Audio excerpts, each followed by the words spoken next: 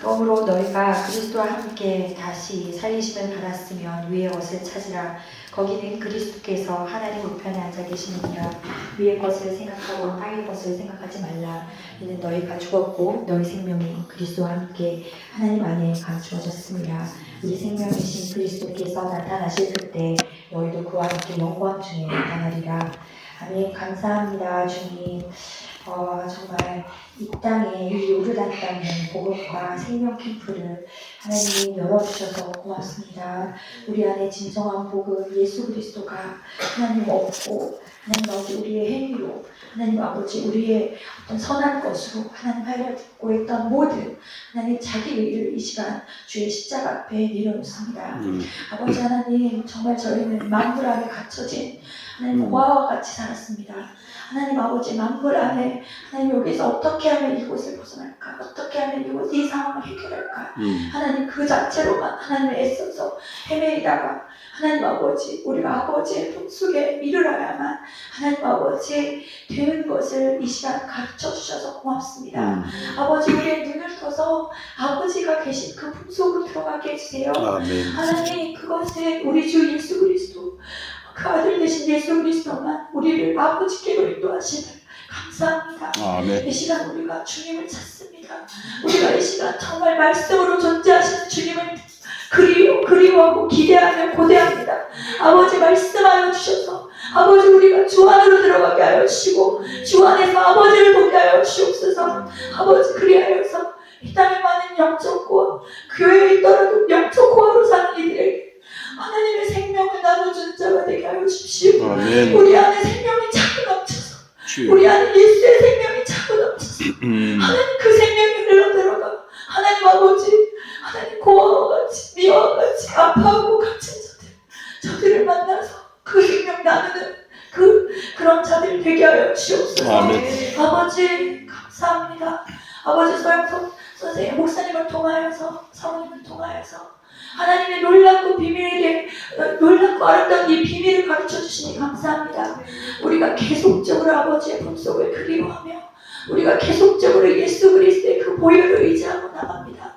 아버지 우리가 스스로 선하려고 하지 아니하고 우리가 행위로 우리의 정당함을 나타내려고 하지 아니하고 아버지 우리가 우리의 선한 어떤 것으로 하나님 상을 받으려고 애쓰지 아니하고 오직 주께서 하심을 인정하며 오직 주께서 이루실 것을 기대하는 자들 겸손히 그 주님을 따라가는 자들 되게 하여 주옵소서. 이 시간 우리가 아버지의 말씀 이 생명의 말씀을 기다립니다. 주님 우리의 눈에 비늘을 벗겨주시고 주님 우리의 귀에 비늘을 벗겨주세요. 그래서 우리가 주의 말씀을 다 알아듣고 다 이해할 수 있도록 성령님 주님 가르쳐주세요. 우리가 갈급합니다. 목마릅니다. 우리가 성령을 힘입어 그렇게 살아가고 성령만을 힘입어 하나님 복음으로 나아가는 자가 되기를 원합니다. 주님 이 시간 성령님께서 임자하여 주셔서 하나님 우리의 모든 마음을 받아주시고 하나님 우리가 주님 앞에 정말 고난과 순종함으로 주님께서 그 길을 가셨듯이 하나님 아버지 우리가 주님을 따라 하나님 아버지 그렇게 가게 하여 주십시오. 감사드렸고 예수 그리스도 그 존귀하신 우리 주 그리스도 이름으로 기도드리옵나이다. 아멘.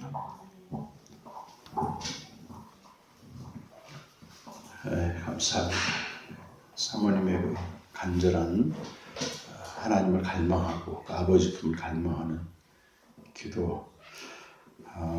우리가 육신의 부모가 자녀가 방탕하게 살다가 이제 정신 차려서 공부 좀 하려고 한다고 하면 온갖 빚을 내서라도 이렇게 학원을 보내주잖아요.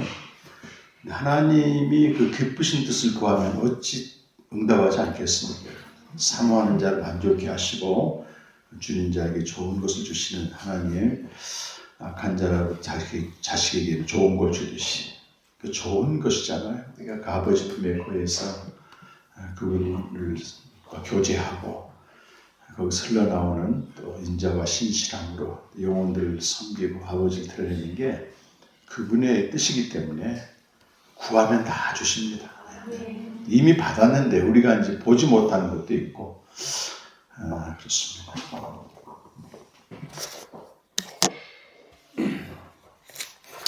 에베소서 말씀 한번 읽겠습니다.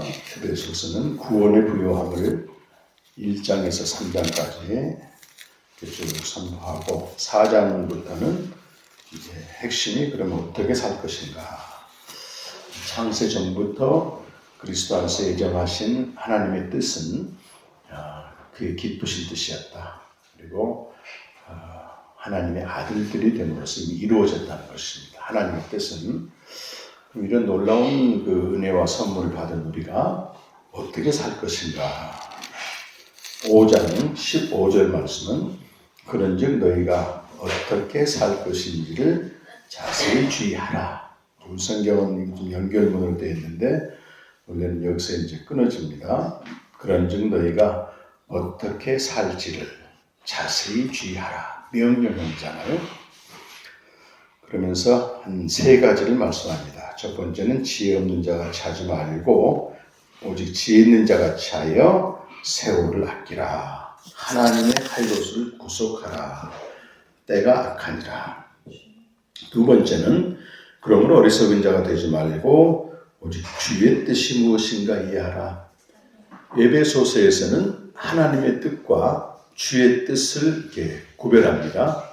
여기 주의 뜻은 높이 들리신 그리스도를 말합니다. 주가 되게 하신 부활하신 주님을 말하고 주의 뜻은 조금 이따 나누겠습니다만 하나님의 뜻은 예수 그리스도를 보내심으로 우리에게 하나님의 아들들이 되게 함으로 이미 이루어졌어요. 하나님의 뜻은. 주의 뜻은 만물을 충만케 하는 것입니다. 교회를 통해서 만물을 충만케 하는 것이 주의 뜻이다. 이해하라. 그러면서 3번째는 이 주의 뜻을 이루기 위해서는 술 취하지 말라. 이는 방탕한 것이니 오직 성령으로 충만함을 받으라. 성경에서 말하는 방탕은 막 사는 게 아니고 시간을 낭비하는 것입니다. 시간을 낭비하는 것을 방탕이라고 말합니다. 그래서 세월을 아끼는 것과 방탕한 것과는 이제 구별이 되는 비슷한 내용인데 술 취하지 말라. 방탕한 것이다. 말은 세상 것에 취하고 자기가 원하는 것에 취하고 향락에 취하고 해서 시간을 다 허비해버리는 걸 말합니다. 그 대신에 오직 성령으로 충만함을 받으라. 성령 충만에 대한 말씀이 나옵니다. 그래서 이 정상적인 그리스도인들은 많은 중요한 기도 제목 중에 하나가 성령 충만입니다. 성령 충만.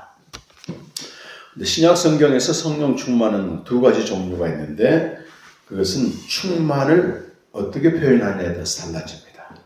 충만하라. 이것을 헬라어에서는 2 종류의 그 단어를 사용하고 있는데 하나는 핌플렘이라는 말을 씁니다. 핌플렘이라고 하는 헬라어 동사는 외부에서 받는 능력을 말합니다.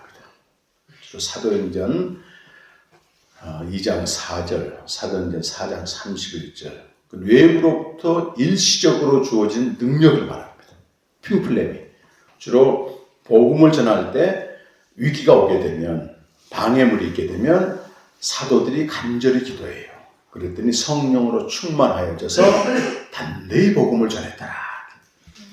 어떤 능력이죠, 외부로부터는. 이것은 일시적으로 주어지는 것입니다. 시제가 그렇게 되어 있습니다. 그리고 또 여기 에베소서에 나오는 성령으로 충만함을 받으라. 이것은 명령형으로 되어 있고 여기 말하는 충만은 플레로오 이런 말을 씁니다. 플레로오. 무슨 현재형으로 되어 있고 명령형으로 되어 있으면서 지속하는 것입니다. 지속하는 상태. 성령으로 충만해야만이 주의 뜻을 이룰 수 있다는 것이죠. 성령으로 충만하게 되면 그 결과로 나타나는 것이 19절에서 21절인데 4개의 분사형으로 되어 있습니다. 4개의 분사형으로 되어 있다는 얘기는 성령 충만하라를 이렇게 수식하는 거죠. 성령 충만하게 되면 이 4가지 현상이 나타나. 첫 번째가 대화가 달라집니다. 화답하다 그 말은 말이 달라. 서로 대화할 때 어떻게 합니까? 시와 찬송과 신령한 노래로 5장 여러분 3절이나 4절 보면 누추함과 어리석은 말이나 희롱의 말이 마땅치 않다. 너희는 감사하는 말을 하라. 음행과 온갖 더러운 것과 탐욕은 너희 중에서 그 이름조차도 부르지 말라. 과거에 우리는 이렇게 말하고 살았는데 성령 충만을 하게 되면 대화가 달라집니다. 부드러워지고 찬송과 신령한 노래들로 서로 화답하고. 두 번째는 쭉 이어보세요. 너희의 마음으로 주께 노래하며 찬송하며. 찬송하기 또 분사형으로 되어 있어요. 세 번째는 범사의 우리 주 예수 그리스도의 이름으로 항상 아버지 하나님께 감사하라. 감사. 그리고 네 번째는 그리스도를 경외함으로 빛을 복종하는 것. 그러니까 서로 화답하고 아름다운 말로. 두 번째는 하나님을 찬송하고. 세 번째는 범사에 감사하고. 네 번째는 피차 복종하는 삶을 살게 되는 것이고. 이게 성령 충만의 결과예요. 결과. 그러니까 뒤에 찬송하고 감사하고 복종하고 화답함으로써 성령 충만 받는 게 아니고, 성령 충만의 수단이 아니고 성령 충만했을 때 이런 결과가 따라 나온다는 것입니다. 그러면 성령 충만이 뭡니까 여러분? 기도를 열심히 해서 받는 성령 충만은 뇌로부터 받는 능력이고, 여기서 말하는 성령 충만은 그렇게 받는 게 아니라는 거예요. 그래서 여러분 아시겠지만 이 본문하고 병행되는 본문이 있습니다. 어디에 나옵니까? 그렇죠. 골로새서 3장 16절에 16절, 17절, 18절 보면 병행 구절입니다. 이것이 모든 지혜로 피차 가르치며 권면하고 시와 찬송과 신령한 노래를 부르며 감사하는 마음으로 하나님을 찬양하고, 또 무엇을 하든지 말이나 일이나 다 주 예수의 이름으로 하고 글린 이와 하나님 아버지께 감사하고 아내와 남편 서로 복종하는 것. 피차 복종하는 것. 근데 여기서 한 가지 달라진 게, 아까는 성령으로 충만하라 그랬는데 여기는 어떻게 하면 그렇게 된다는 거예요? 그리스도의 말씀이 너희 속에 풍성히 거하게 되면 이렇게 된다. 그래서 플레로라고 하는 성령의 소위 내적 충만은 어떻게 받는 것입니까? 무엇으로 충만한 거예요? 네? 뭘로 충만하다고? 말씀 충만. 성령 충만은 말씀 충만. 맞습니까, 여러분? 예? 너무 많이 들어왔어. 순복음적 개혁은 이제 외적 충만을 강조하니까 능력 충만이고, 우리 장로교 쪽은 이제 내적 충만이다. 맞아요. 말씀 충만이. 우리가 그래서 그 진리에 대해서는 애매성이 갇혀 있다고 말합니다. 누군가에 들어, 누군가에서 배워, 이렇게 듣고 들어서 내 안에 형성된 진리는 전부 애매한 것들입니다. 그래서 여러분 말씀 묵상이나 생명의 교제가 중요한 것은 내가 그렇게 애매하게 알았던 것들이 말씀 앞에 가보면 선명하게 밝혀집니다. 저도 오랫동안요, 듣고 들은 게 뭐냐면 성령 충만한 말씀 충만한 해가지고 그냥 말씀을 한 달에 한 번, 율법이죠.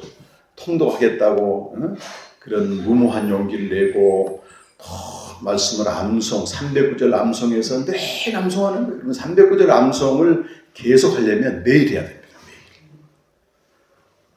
히브리서 81장, 또 로마서 8장을 통째로 토시 하나도 틀리지 않고 외우고, 네비게이트에서 말하는 180구절 다 외우고, 그러고 했었어요.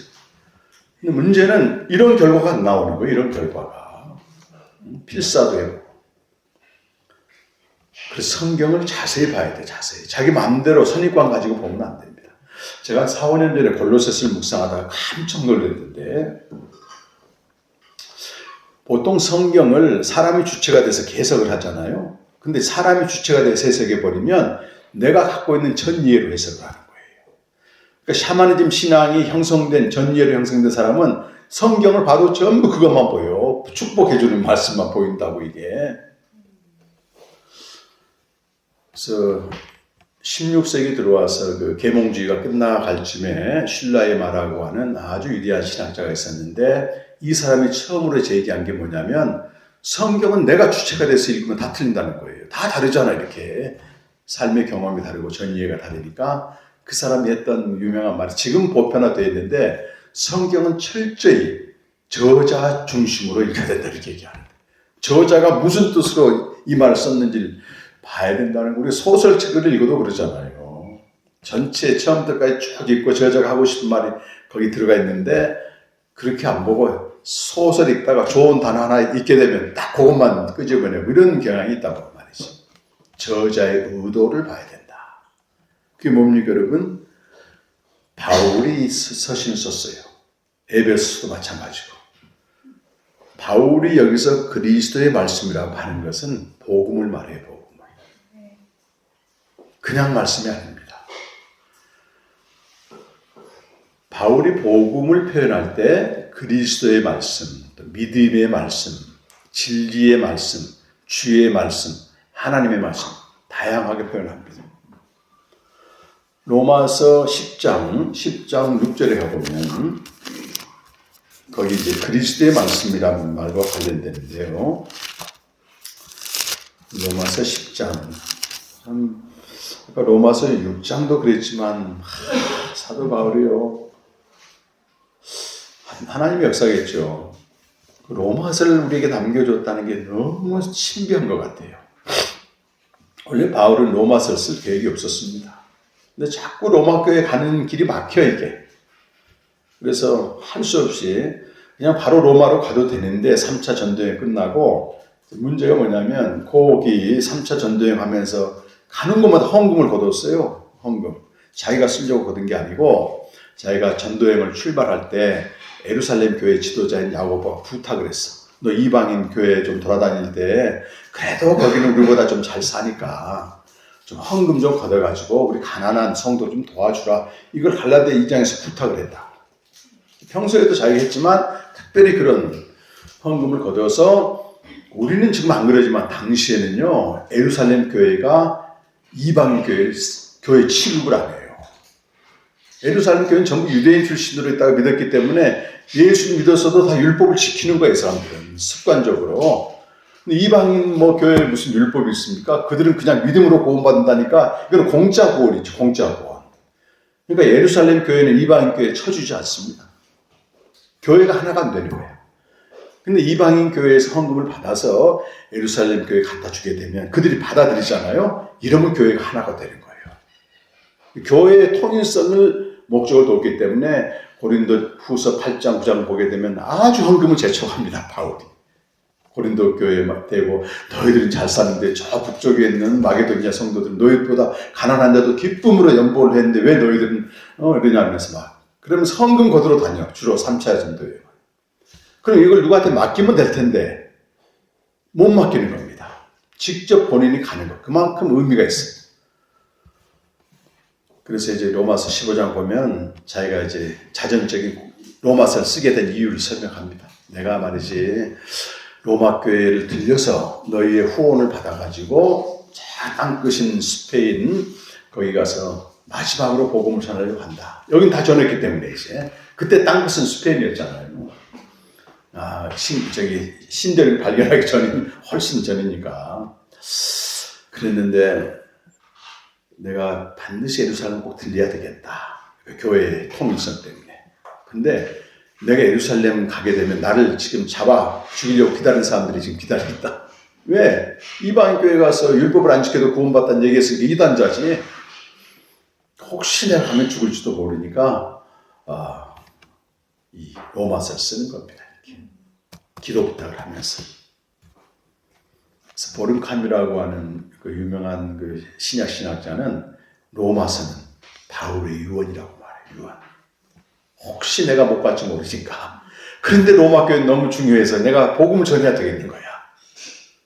그리고 이제 예루살렘 들어갔는데 아니나 다를까 완전 오해받아가지고 감옥에 들어가 버린 겁니다. 나중에 로마 가긴 가는데 죄수의 몸으로 가지. 죄수의 몸으로. 그런 그 마지막 유서 같은 서신이 대대로 복음을 전하고 있잖아요, 여러분. 모든 시대 어거스틴, 루터, 또 조한 웨슬레 이런 바르트까지 전부 로마서를 가지고 시대마다 이렇게 복음적인 복음으로 이렇게 돌이킵니다. 대단한 거예요. 참 바울 선생 가서 좀 물어봐야 되겠어요. 만나면 최선을 다한 겁니다. 최선을. 그것이 우리에게는 성경으로 남아 있어. 복음을 자세히 설명하는데 10장 6절부터 읽어보게 되면 믿음으로 말미암는 은혜는 이같이 말하다. 내 마음에 누가 하늘에 올라가겠느냐 하지 말라. 하니 올라가겠느냐 하면 그리스도를 모셔 내리려는 것이요. 또는 저 무적에게 내려가느냐 하지 말라. 내려가겠느냐 하면 그리스도를 죽은 자 가운데서 모셔 올리려는 것이다. 사람들이 그렇게 생각하는 거예요. 내가 예수님이 십자가에 죽으시고 부활하셨다는 걸 믿긴 믿을 텐데 안 봐서 못 믿겠다 이렇게 얘기하는 거예요. 그러니까 내 눈앞에서 예수님이 직접 내려와서 십자가에 죽으시고 다시 부활하면 내가 믿겠다 이렇게 이제 사람들이 얘기했다 그 말이지. 그런데 그 다음에 8절의 말씀 보니까 그게 아니라는 거죠. 방금 6절 7절은 그러면 무엇을 말하느냐. 말씀이 내게 가까워 내 입에 있으며 내 마음에 닿았으니 우리가 곧 전파하는 믿음의 말씀이라. 믿음의 말씀이 복음이거든요. 예수님이 죽으시고 부활했다고 하는 복음이 선포되는 자리에 직접 내 눈으로 예수님이 죽으시고 부활하지 않았어도 성령이 역사하게 되면 그 사건이 그대로 오늘 나의 사건이 된다는 얘기를 하는 겁니다. 성령을 통해서 되는 거예요. 우리 안 봤잖아요. 2000년 전에 예수님이 내 눈앞에 죽고 부활한 거 안 봤잖아요. 그런데 성령이 역사하게 되면 내 눈앞에 밝게 보이는 겁니다. 밝게 보이는. 아, 나 같은 죄인 위해서 예수님이 죽으시고 부활하셨구나. 그래서 갈라디아 3장 1절 보면 그리스도가 죽으신 게 네 눈앞에 밝게 보이지 않느냐. 이렇게. 성령을 통해서 아는 거지 그리스도의 죽음과 부활이 재현되지 않는다는 겁니다. 단회적인 사건이지만 하나님의 사건이기 때문에 성령을 통해서 매일 새로운 나의 사건이 되는 거예요. 그러면서 10장 17절에서 이렇게 말씀합니다. 한번 읽어보실까요?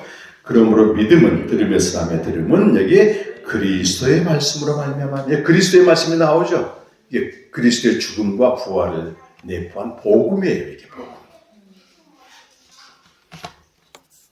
골로새서 1장 5절 말씀에도 골로새서 1장 5절 너희를 위하여 하늘에서 하던 소망으로 말미암으니 곧 너희가 전에 복음 해놓고 진리의 말씀을 들은 것이라. 이렇게 돼. 복음이 여기 또 뭐라고 표현돼요? 진리의 말씀.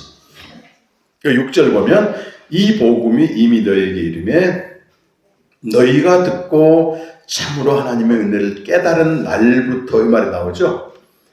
복음을 듣고 깨달은 하나님의 은혜가 뭐예요? 바울에게. 디모데후서 1장 9절 보면 창세전에 그리스도 예수 안에서 우리에게 주시기로 한 은혜가 생명인데 복음을 통해 드러났다는 거잖아요. 지금 이 복음을 통해 우리가 하나님 나라에 들어가고 복음을 통해 생명을 깨달은 그 날부터 너희 중에서와 같이 또한 온 천하에서도 열매를 맺어 자라는도다. 보세요. 그러니까 성경은 정확합니다, 여러분. 교회를 오래 다녔다고 해서 열매를 맺고 자라는 게 아니라는 거예요. 우리 보잖아요, 실제로. 봉사를 열심히 했다고 해서 열매 맺고 자라는 게 아닙니다. 헌신을 강도 높게 했다고 열매 맺고 자라는 게 아니에요. 복음을 듣고 복음을 통해 주시는 하나님의 은혜, 생명을 알고 교제를 할 때부터 비로소 자라는 것입니다. 목사가 됐다고 자라는 거 아닙니다. 자라는 게 아닙니다, 여러분. 의정부에서 목회하신 목사님이 어느 날, 그분 2013년도에 교회 성장학 박사를 받았어요, 이분이. 그리고 이제 기존에 있는 한 300명쯤 모인 검문도에 있는 교회에 부임을 했는데, 자기가 박사잖아, 박사. 의정부에서 가장 성장하는 교회를 만들겠다. 그런데 어느 날 하나님이 너는 교회를 성장시키지 말고 내 뜻은 교회를 성장시키는 게 아니고 복음을 전하는 것 이렇게 알려줄 거야. 어린애처럼 순수해서 이분은. 그래서 고민이 됐습니다. 이거 자기가 열심히 학위까지 받았는데 내려놔야 되잖아. 근데 하나님 은혜 주셔 내려놓고 그때부터 복음 전하는 데는 다 돌아다닌 거예요.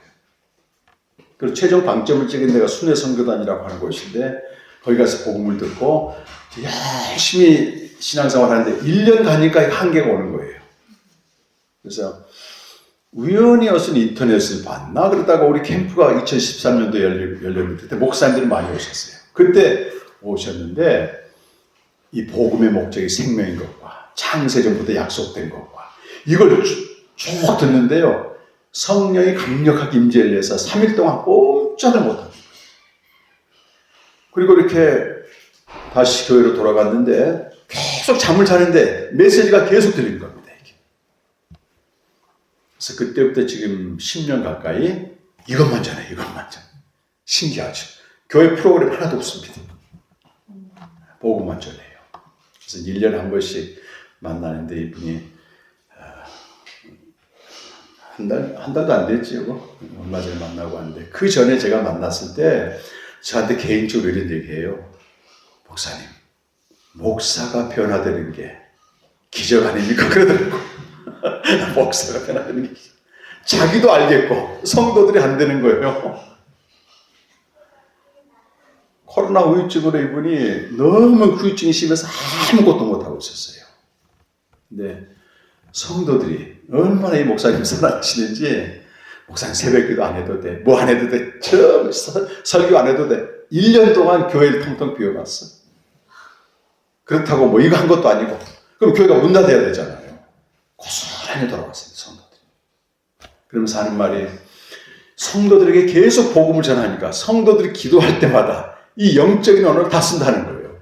아, 언어를 일단 쓰는 건 되는 거 아닙니까? 이렇게 얘기해요. 하여튼 그런 견증이 있습니다. 그 통합적 교회거든요. 통합적 교회. 그래서 목사든 신자든 초신자든 복음을 듣고 하나님의 은혜를 깨달은 날이 있어야 됩니다. 그때부터 생명의 교제를 시작할 때부터 잘합니다. 그렇지 않으면 어떤 방법을 써도 잘하지 않습니다. 그 교회를 오래 다니는 사람일수록 이 복음을 모르고 그냥 행위만 계속하게 되면 강팍해집니다. 그런 사람들 보잖아요. 주변에 종종 봅니다. 그래서 성령 충만은 복음을 듣고 또 듣고 복음으로 충만할 때 성령으로 충만하게 되는 것입니다. 다른 방법이 없습니다. 그래서 아침에 이렇게 말씀 앞에 나가서 나의 비참함을 발견하고 내 부정성을 발견하고 내 죄를 발견하고 그럼 뭐예요? 이미 십자가에서 나타난 새 방면의 은혜를 들었기 때문에 이 부정성을 보혈로 처리하고 또 지은 죄들을 또 처리하고 지성소로 들어가고 그리고 우리가 옛사람이 십자가에 못 박혀 죄 짓는 몸이 장애가 됐다고 했지만 우리 몸 자체는 정념이 계속해서 나오고 있습니다. 이 가만 있는 게 아니고 외부의 자극이 오게 되면 정념이 일어나게 되는 거예요. 이건 자동적으로 일어납니다. 이 자체를 악으로 보면 안 되죠. 그때의 복음을 다시 내가 들으면서 정념에 완전히 내주지 않고 내가 왕의 명령으로 죄의 몸이 장애가 됐다고 하는 걸 진지하게 받아들이고 그치게 되는 것입니다. 하나님의 은혜. 그리고 우리가 매일 선한 일 하잖아요. 이렇게 자기주장은 이제 날마다 올라와 이게. 죄의 세력은 살아있습니다. 계속 네가 했다 평가받기로 무덤에 들어가고 이런 것들이 매일 복음으로 살게 되는 것입니다. 매일 성령으로 충만하게 되는 거예요. 그래서 우리 공동체 식구들 매일 교제하거든요. 어제는 또 오늘 이런 게 없어요. 항상 그러면서 갈수록 진보되게 진보. 그래서 한국에서 캠프 열면은 절반은 계속 참석하신 분들이에요. 복음을 듣고 들음으로 내 이해가 새로워졌잖아요. 전 이해가 새로운 상태에서 또 복음을 들으면 또 새로워집니다. 이게 더 충만해지는 것입니다. 그런 그 능력이 있습니다. 이 복음 안에는. 저도 이렇게 우리 사모가 2번 강의했는데 얼마나 충만해. 이 안에 내 영혼을 춤을 추는지 몰라요. 눈물도 많이 흘렸습니다. 몇 번 들었을 거 아니겠어요? 전하면서도 또 하나님 은혜 주시고, 듣고 또 듣고, 쉐마 타우쉐마, 항상 듣고 또 듣고, 복음을 듣고 또 듣고. 그래서 이 십자가 복음과 전 시간에 전한 장사 복음, 그것이 날마다 효력을 발생해야 됩니다.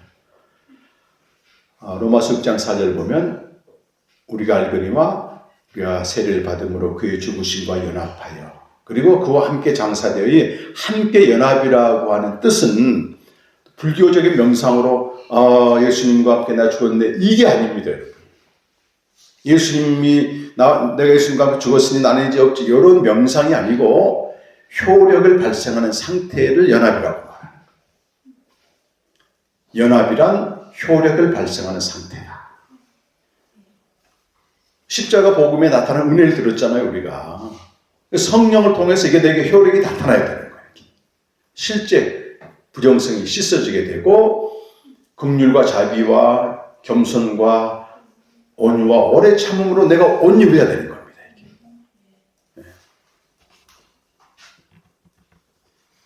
나의 부정성도 그렇지만 가까운 가족들이 부정성을 내게 입혔을 때 그대로 반응하지 말고 씻어야 됩니다. 즉시 씻어내고 그 긍휼과 자비와 겸손 옷을 다 입고 다시 남편에게 가는 거지. 그 여러분 선으로 악을 이기는 겁니다. 저는 2017년도에 민수기 19장을 묵상하면서 죽은 자와 접촉했을 때 오는 그 부정함, 신약에서는 영적으로 죽은 자거든요. 그리고 암송아지 제로 그걸 씻는데 구약에서는 히브리서 9장 13절을 보면 황소와 염소와 피 및 암송아지의 제라는 말 딱 들어있습니다. 거기. 구약에는 이걸로 씻었지만 이제는 성령으로 말미암아 하나님께 드려진 그리스도의 피로 하나님께 드려진다는 얘기는 만물 위에 속하기 때문에 항상 살아있습니다. 인간의 피는 죽은 피잖아요. 그 피로 씻는다. 제가 8년 정도 내적 치유 사역하면서 이게 해결이 안 됐었어요. 다시 오거든. 근데 이 복음 안에 엄청난 보화가 있는 거예요. 그래서 그걸 다시 이제 제가 전하게 됐고, 그때부터 저와 제 아내의 관계가 완전히 새로워진 겁니다. 저에게는 어떤 부정성이 있는가, 욱하는 게 있어, 욱하는 거. 잘 100번 참다가 한번 탁 터뜨리면, 매번 터뜨리면 강도가 약할 텐데 참다가 터뜨리니까 더 지독한 거예요. 그리고 또 어떤 부정성이 있는가, 악이란 걸 좀 아세요? 상대가 말하면 순수하게 받아들여야 되는데 내가 제 해석을 당신 이런 뜻으로 얘기했지. 그리고 막 공격을 하면 저 사람은 죽으려고 하는 거예요. 그러니까 다툼을 이제 방지하기 위해서 얘기는 하지, 여보 내가 미안해서 이렇게 얘기하지만 진심에서 나오는 미안함이 아니야, 이거는. 그러니까 아무리 복음을 전해도 관계가 계속 깨지는 거예요. 그래 놓고도 고칠 방법이 없었어요. 무의식적으로 나타나는 거기 때문에. 2017년도에 이 복음을 알고 이제 각성을 하지, 각성. 내 안에 이런 노함과 분함이 있구나. 내 인생이 너무 힘들게 살았구나. 왜? 사람을 존재론적으로 이해하게 되면 다 이해가 돼요. 그 사람이, 우리 남편이 원해서 그 부모한테 태어난 것도 아니고 핏도 된 존재라고, 내 던져진 존재입니다, 우리 인간. 어디에? 세계 내 속에. 자기가 선택하는 거 별로 없습니다. 그냥 거기서 살아남기 위해서 생존 자아로 버티다 보는데 한편으로는 계속 부정함이 쌓이는 거지. 늘 자각하고, 너 때문이야 이런 희망이 없을 사람. 내 속에 있으니까 나오잖아요.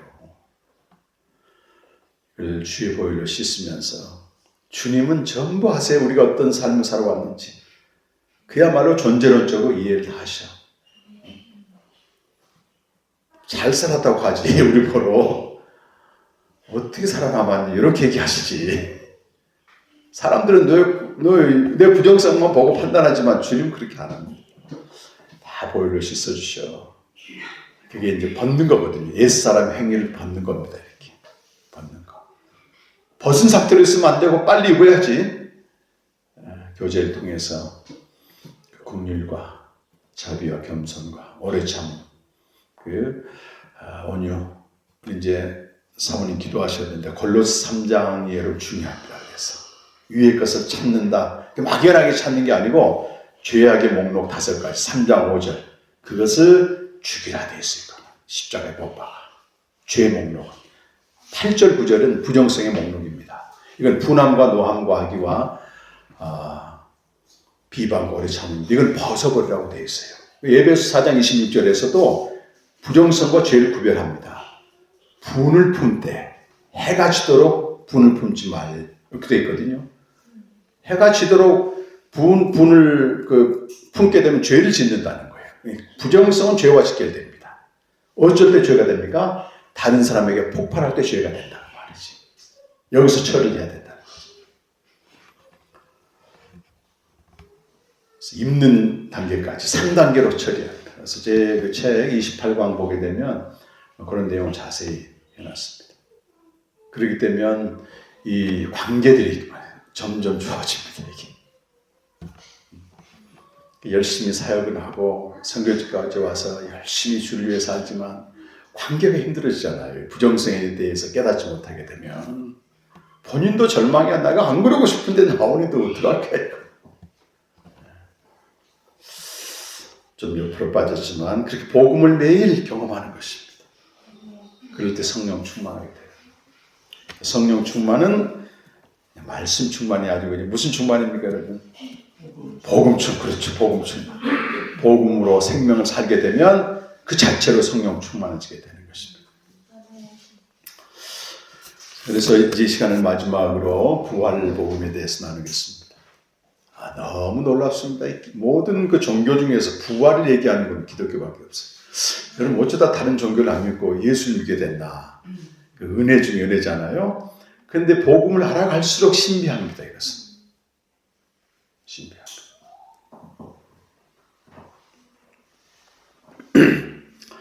예수님은 죽은 자 가운데 3일 만에 부활하셨는데 부활은 하나님의 지극히 크신 능력이 그리스도에게 나타난 것입니다. 하나님의 능력이 많잖아요, 여러분. 근데 에베소서 1장 19절 이하에 보게 되면 그 힘의 위력으로 역사하심을 따라 믿는 우리에게 베푸신 능력의 지극히 크심이 없다는 것을 너희로 알게 하시길 구하노라. 지혜와 계의 시험을 통해서 우리가 알게 되는 게 세 가지인데 하나는 그 부르심의 소망. 부르심의 소망이 뭐겠습니까? 영생의 소망이고 아까 골로새 1장 5절에서는 하늘에 쌓아둔 소망이고 베드로전서 1장 3절에서는 산 소망이라고 되어 있습니다. 그리고 예수 그리스도의 죽음과 부활 믿음으로 거듭나 이 새 생명을 얻게 되면 산 소망이 돼. 하늘에 쌓아둔. 이걸 알기를 원한다는 거. 무엇으로 합니까? 지혜와 계의 시험을 통해서 아는 겁니다. 두 번째는 그 공동체 안에 풍성함이 무엇이며 성도 안에서 그 기업의 영광이 얼마나 풍성합니다. 진짜 생명의 교제는요, 공동체 안에서 누리게 됩니다. 신비합니다. 우리가 이제 아침마다 우리 심선교사님 부부하고 이렇게 아침 먹고 나서 1시간 정도 서로 교제하는데요. 내가 혼자 주님과 교제할 때하고 각 사람을 통해서 교제할 때는 완전히 달라집니다. 완성됩니다. 완성돼. 요한일서 1장 4절 보면 서로 사귐을 통해서 생명의 교제는 그들 가운데 기쁨이 충만해진다. 하나됨을 경험하게 되잖아요. 세 번째는 이걸 알기를 원하는 거예요. 능력의 지극히 크심이 어떠한 것임을 너희로 알게 하시러 원한다. 근데 그 능력의 지극히 크심이 우리에게 나타났는데 20절에 보니까 누구에게 먼저 나타났는가 하면 그의 능력이 지극히 크신 능력이 그리스도 안에서 이미 나타났습니다. 어떤 능력이에요? 죽은 자들 가운데서 다시 살리시고 하늘에서 자기의 오른편에 앉히신 이게 하나님의 지극히 크신 능력이 그리스도에게 나타났다는 거예요. 근데 그 능력이 우리에게도 나타났다는 거예요. 예수 그리스도는 육체적으로 죽으셨습니다. 그 몸이. 그리고 육체로 부활하셨어요. 근데 그 능력이 우리에게 나타났다는 얘기는 2장 1절 이하를 보게 되면 우리는 허물과 죄로 처음부터 죽어 있었어요. 이렇게. 근데 5절 6절 읽어보세요, 여러분. 허물로 죽은 우리를 그리스도와 함께 살리셨고, 죽은 자를 살리신 거잖아요. 또 6절 또 함께 일으키사 그리스도 예수 안에서 함께 어디 앉혔다는 거예요. 그리스도를 죽은 자 가운데 살리시고 하늘에 앉춘 게 하나님의 지극히 크신 능력이었는데 그 능력이 우리에게도 동일하게 나타나서 허물과 죄로 죽은 우리를 살리셔서 생명을 주어서 우리 어디에 앉혔다는 거예요. 하늘에 앉혔다. 이게 하나님의 지극히 크신 능력입니다. 이 능력보다 큰 능력이 없습니다. 할렐루야, 할렐루야. 여러분에게 다 나타났다니까 지금 돌아가셨지만 미국의 케네스 헤겐 목사가 능력 사역을 했습니다. 들어보셨어요? 케네스 헤겐? 한국 목사님이 좋아합니다. 그냥 능력 사역을 하면 돼요. 하나님이 은사를 주신 대로. 그런데 1장 19절 말씀을 딱 꼬집어내가지고 지극히 크신 능력 사역을 한 거예요. 이런 게 성경을 완전 오용하는 겁니다.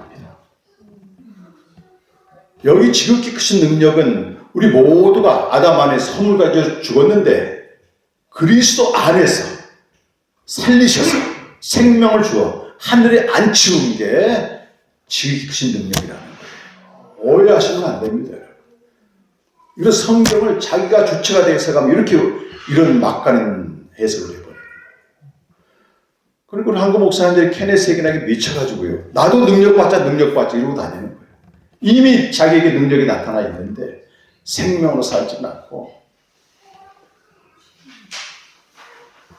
생명을 주시고 생명으로 살게 하는 게 여러분 진짜 능력이에요.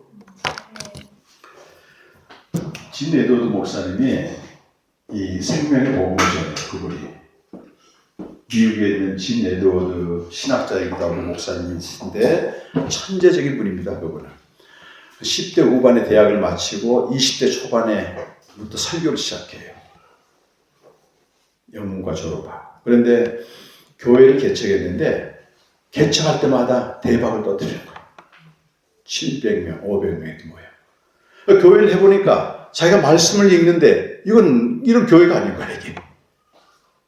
이렇게 집단적으로 보는 교회가 아니고 정말 생명이 역사하는 그런 교회는 두세 사람만 있어도 교회란 말이지.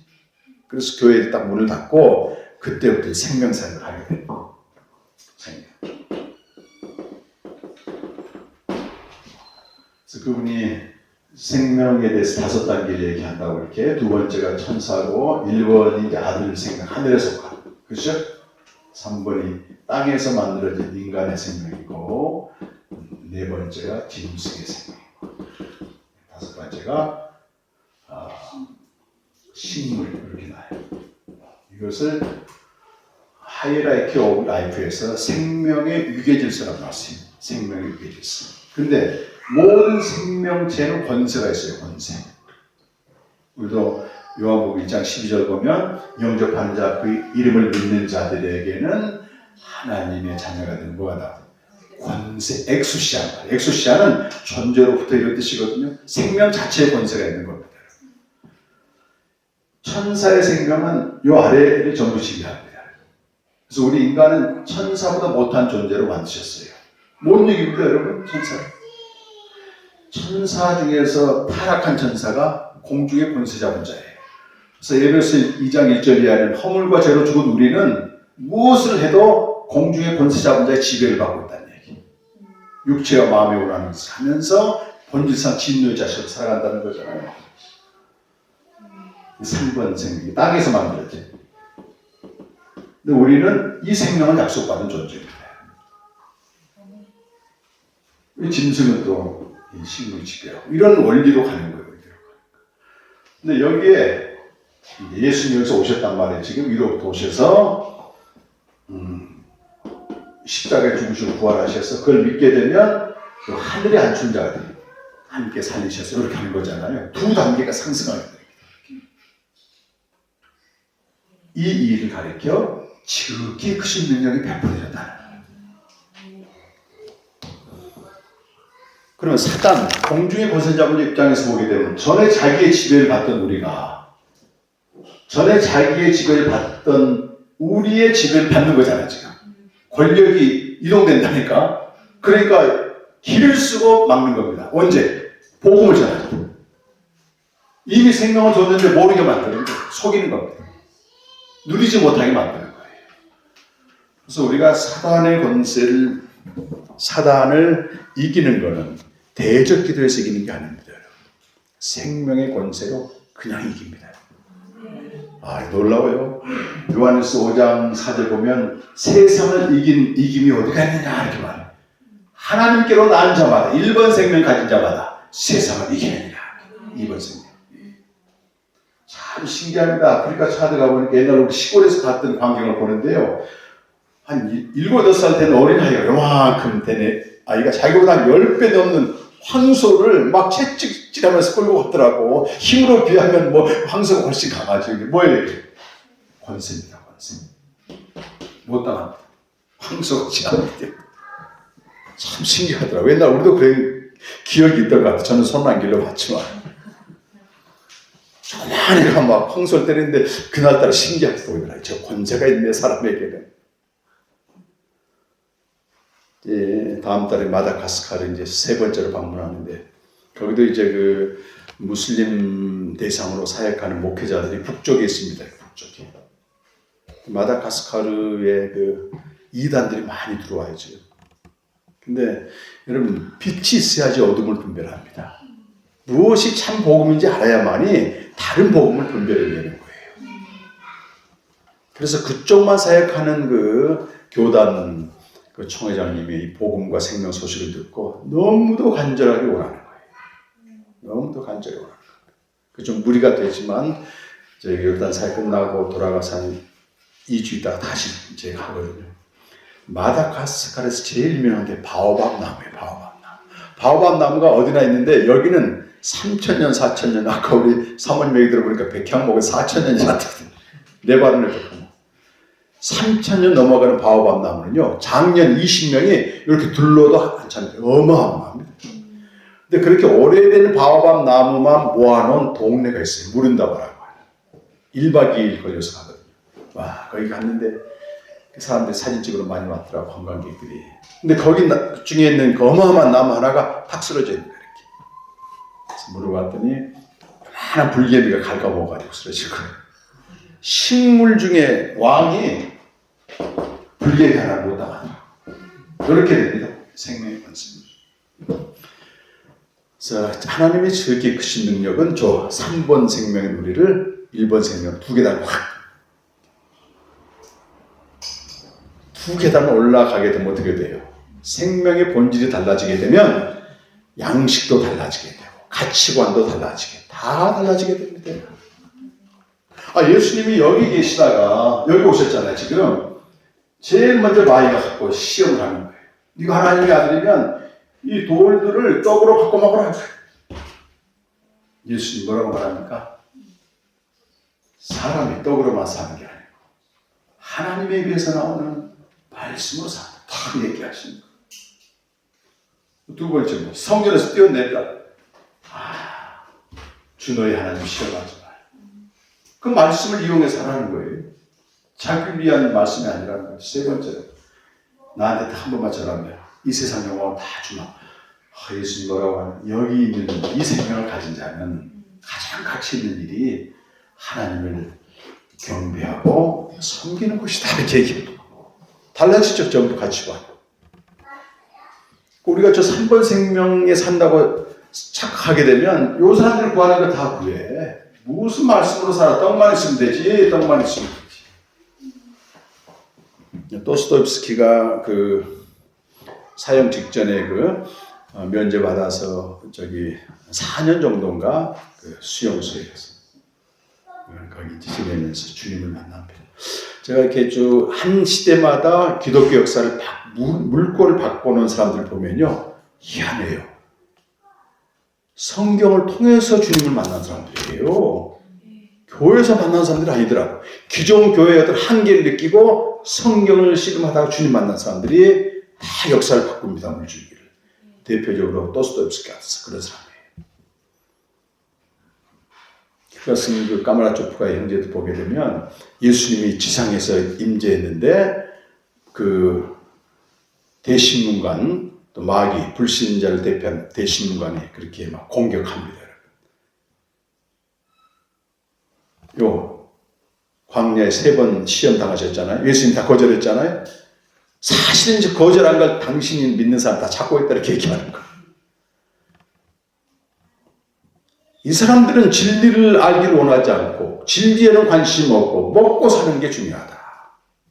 그렇게 막 공격하는 거예요. 그게 이제 우회적으로 교회에 대한 비판이기도 했는데 생명의 본질이 다르게 되면 이쪽 생명에서는 뭐예요? 주님을 위해서 하는 게 자기 부인하고 주님을 위해서 하는 게 최고의 가치입니다. 가치. 여기서 볼 때는 제일 어리석어 보이지. 예, 그리스도를 죽은 자 가운데 살리시는 것이 하나님의 지극히 크신 능력이고 빌립보서 여러분 2장 9절에서 11절 보면 부활하신 다음에 하나님이 그 아들에게 지극히 뛰어난 이름을 주셨습니다. 9절, 10절, 11절 빌립보서 함께 읽겠습니다. 한번 시작. 이름으로 하나님이 그를 지극히 높여 모든 이름 위에 뛰어난 이름을 주사 하늘에 있는 자들과 땅에 있는 자들과 땅 아래에 있는 자들로 모든 무릎을 예수의 이름에 꿇게 하시고 모든 입으로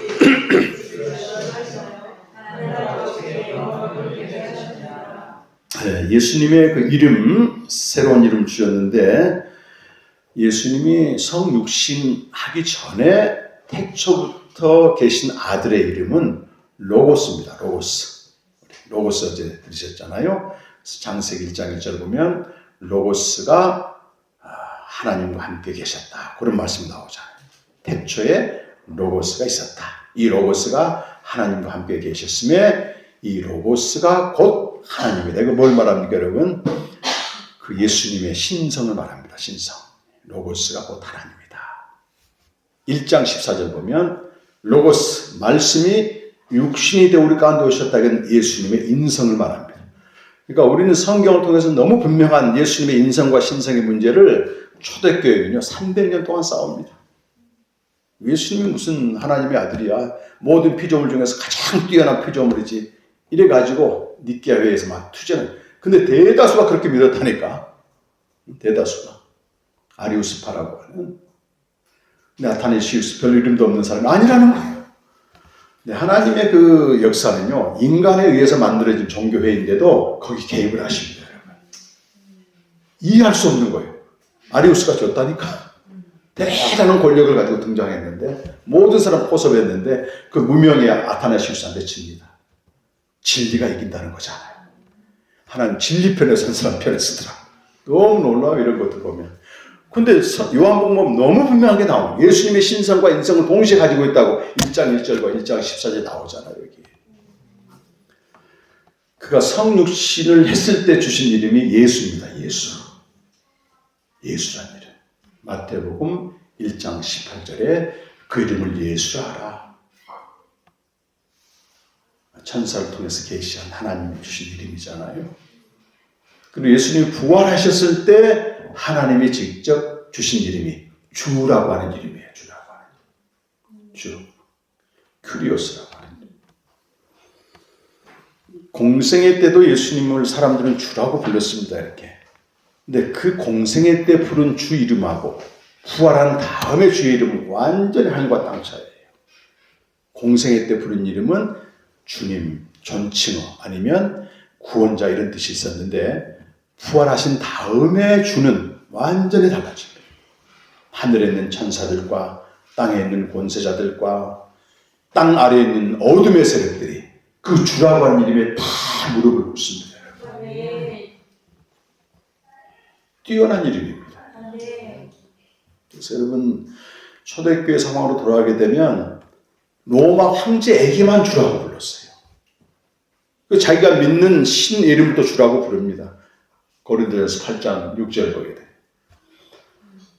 근데 그리스도인은 죽은 자 가운데 다시 살아나신 예수 그리스도를 주라 부르는 거예요. 이게. 그것 때문에 박해를 받는 겁니다. 하늘 아래 뭐 태양이 두 개 있으면 안 되니까. 그래서 로마서 우리 아까 읽었던 10장 6절에 보게 되면 누구든지 예수를 주로 시인한단 말이 그냥 입에 발린 말이 아니에요. 박해를 각오하고 주로 시인하면 구원을 받는다. 근데 고린도전서 12장 1절 2절 보게 되면 성령이 아니고서는 예수를 주로 시인할 수 없다고 나와요. 성령께서 역사하게 되면 죽음의 박해가 있어도 예수가 나의 주라고 하는 고백합니다. 그래서 이 주라고 하는 이름은 우리는 그냥 쉽게 부르는 이름인데 초대교회는요 자기 인생을 다 거는 자기 운명을 거는 이름이거든요. 이 이름이 너무도 귀하니까 초대교회는 모일 때마다 인사가 뭐예요? 인사가 마라나타 때 마라나타. 마라나타가 뭔 뜻입니까? 마라나타가 두 가지 뜻이 있습니다. 마라나타. 하나는 고백문이고 하나는 기도문이에요. 기도문. 고백문으로서 마라나타는 도금 발음에 따라 달라지는데 마라나타라고 해요. 주께서 임하셨다. 주께서 여기 계시다. 두세 사람이 모이고 왔어요. 여기 임하셨다. 기도문은 주여 오시옵소서. 마라나 아타. 이것은 고린도전서 16장 22절에 나오고 여기는 요한계시록 22장 20절 주여 오시옵소서. 그러니까 초대교회가 마라나타라고 부를 때는 다시 오실 주님이 지금 여기 계십니다. 얼마나 강력한 거예요. 한번 보십시오. 고린도전서 16장 22절 보면 만일 누구든지 주를 사랑하지 않으면 그건 좀 지나가고 마지막 부분에 보게 되면 우리 주여 오시옵소서 이렇게 표현됐습니다. 그렇죠. 이게 마라나타예요. 그리고 종이로 된 성경 보시면 우리 주여 앞에 조그만 글씨가 있습니다. 난하주라고 말하거든요. 난하주 있습니까? 기호가 고린도전서 16장 22절 조그만 숫자가 있죠. 밑에 내려와 보시기 뭐라고 되어 있는지. 네, 주께서 임하셨도다. 그 뜻이라는 거예요. 그리고 아람어로는 마라나타다. 요한계시록에 나오는 주여 오시옵소서는 이렇게 우리가 많이 알고 있기 때문에 그래서 그들이 그 마라나타라고 외쳤을 때는 엄청난 파워가 있습니다. 두려울 게 없는 거, 두려울 게 없는 거. 하늘과 땅의 모든 권세를 가신 주님이 지금 우리 가운데 계십니다. 뭘 두려워하겠습니까? 높이 들리신 주님이십니다. 그럼 그 주님을 우리가 부르면서 초대교회 성경에서 뭘 했을까? 여기서 에베소 4장 10절의 말씀 보면 주의 뜻과 하나님의 뜻이 좀 다르다고 그랬죠. 높이 들리신 주의 뜻, 그것은 4장 10절에 나오는데 에베소 4장 10절의 말씀 가서 같이 보겠습니다. 시작. 내리셨던 그가 모든 하늘 위에 오르신 자니 이는 만물을 충만하게 하려 하십니다. 하나님이 주신 만물을 하나님의 사랑과 신실함으로 진리로 공의로 충만하게 하는 것입니다. 이게 주님의 뜻인데 여러분 그 1장 22절과 23절을 보면 그 만물을 충만하게 하는 일을 교회를 통해서 한다는 겁니다. 그리고 만물의 머리가 그리스도라고 하는 것입니다. 높이 들리신 주님이 만물의 머리가 되십니다. 요르단 땅에 보이지 않는 주님이 요르단의 머리가 된다는 거. 엄청난 얘기잖아요, 여러분. 우리가 그 주님의 이름으로 파송됐습니다. 뭘 두려워합니까? 근데 4장 10절, 11절 보면 높이 들리신 주님이 가장 먼저 하신 일이 직분자를 세우는 거예요. 어떤 사람은 복음 전하는 자로, 어떤 사람은 사도로, 어떤 사람은 선지자로, 어떤 사람은 목자와 교사로 삼으셨다. 이렇게 다양한 직분자를 높이 들리신 그 주님이 세우시는데 그 목적 12절에 보면 그 목적은 뭡니까? 성도를 온전하게 하여 봉사일을 하게 하며 그리스도의 몸을 세우려 하십니다. 이게 목적이에요. 직분자를 통해서 성도 각 사람이 온전하게 세워지는 것입니다. 어떻게 온전하게 세워집니까, 여러분? 그리스도의 장성한 분량이 충만한데 13절 그리스도의 장성한 분량이 충만한데 그럼 여러분 제가 첫날 말씀드릴 때 3살짜리 손녀가 너무 사랑스럽거든. 그대로 있기를 원해. 할아버지들은 조금만 크면 별로 그런 기억이 없어지는 거예요. 말도 더듬더듬 할 때. 하나님이 그런 아이 원할까요, 여러분? 부모가 그런 아이 원합니까? 할아버지는 그러고 싶지만 부모들은 가르치잖아요. 학교도 보내고 야단도 치고 스트레스도 받게 하고 자라야 되는 거예요. 자라야 되는 거. 우리가 첫날 말씀드린 비성적인 인식으로 그냥 하나님 믿습니다 해도 되는 거예요. 그래도 사랑받아. 그런데 아무것도 못해 이 사람. 온전하게 돼야만이 그리스도의 몸이 세워진다니까요. 몸은 유기체적인 여러 가지 세포와 조직으로 구성되어 있는 겁니다. 이 몸이 그런 거잖아요. 몸이 건강하려면 각 지체가 건강해야 돼요. 다른 데는 다 건강한데 간이 나빠서 죽는다. 다른 데는 다 건강한데 전립선이 나빠서 다 무너지는 겁니다. 그래서 우리가 신앙생활 한다는 얘기는 교회만 왔다 갔다 하는 거 아니고 각 사람이 복음을 알고 생명의 교제를 통해서 온전하신 아버지 품에 들어가는 각 사람이 세워져야 되는 거예요. 그래야만이 이 몸을 통해서 만물을 충만하게 하는 일을 하는 거예요. 안 그러면 교회는 그야말로 당신들의 천국이라고 그들끼리만 집단으로 끝나버립니다. 아무런 구실 못해요, 세상에. 그러면 당연히 말씀드린 소금이기 때문에 짓밟히게 되고 역사 속에서 사라지게 되는 겁니다.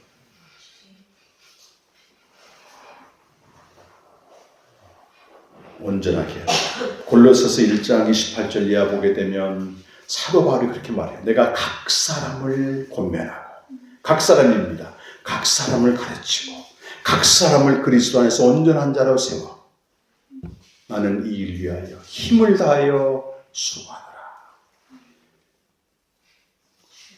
한 사람이라도 세워지게 되면 주의 뜻을 이루는 겁니다. 여러 사람 할 거 없습니다.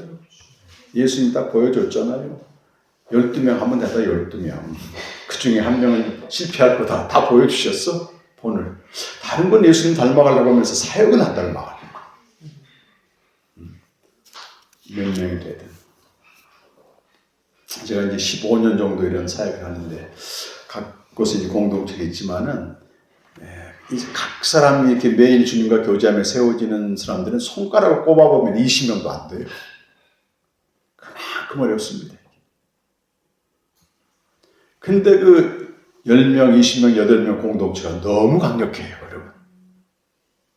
제가 교회 가서 만나고 하게 되면 쑥쑥 자라 있습니다. 우리가 이제 해외 이런 캠프가 있게 되면 그분들이 다 내놓습니다. 왜 내놓겠습니까? 내가 이 복음을 통해 생명을 얻어낸 이 비밀을 알게 되고 이 신비를 알게 됐는데 요단 통해서 이 주님을 믿는 사람들 알게 되면 그러니까 하나의 한 공동체입니다. 지금도 열심히 기도하고 있습니다. 저는 입이에요. 입 그냥 주님이 다 하시고 그분들이 다 하십니다. 견고합니다. 그래서 이제 이것을 하늘과 땅의 권세를 가지신 주님이 모든 족속을 제자 삼는 그렇게 얘기합니다. 마태복음 8장 28장 마지막에 마태복음 28장 18절부터 나오는데 하늘과 땅의 모든 권세가 예수님께 있습니다. 높이 들리신 주님께 있고 그러므로 19절 20절에서는 그러므로 너희는 가서 모든 족속으로 모든 민족을 제자로 삼아 아버지와 아들과 성령의 이름으로 세례를 베풀고 내가 너희에게 분부한 모든 것을 가르쳐 지키게 하라. 볼지어다 내가 세상 끝날까지 너희와 항상 함께 있으라. 놀랍잖아요. 함께 있겠대, 세상 끝날까지. 근데 우리에게 사명을 주셨는데 이 19절에 보면 동사는 하나고 분사가 3개 나와요. 분사가 3개. 테스로 끝나는. 하나의 동사가 뭘까요, 여러분? 가라? 제자 삼으라? 세례를 베풀라? 가르쳐 지키게 하라? 뭐겠습니까?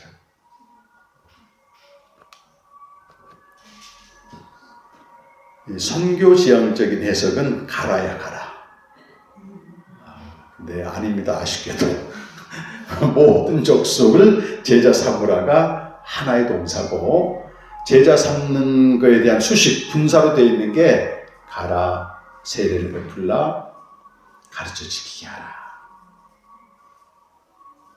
가라에 대한 해석은 공간적인 이동도 물론 포함되지만 그러면 다 가야 되겠지.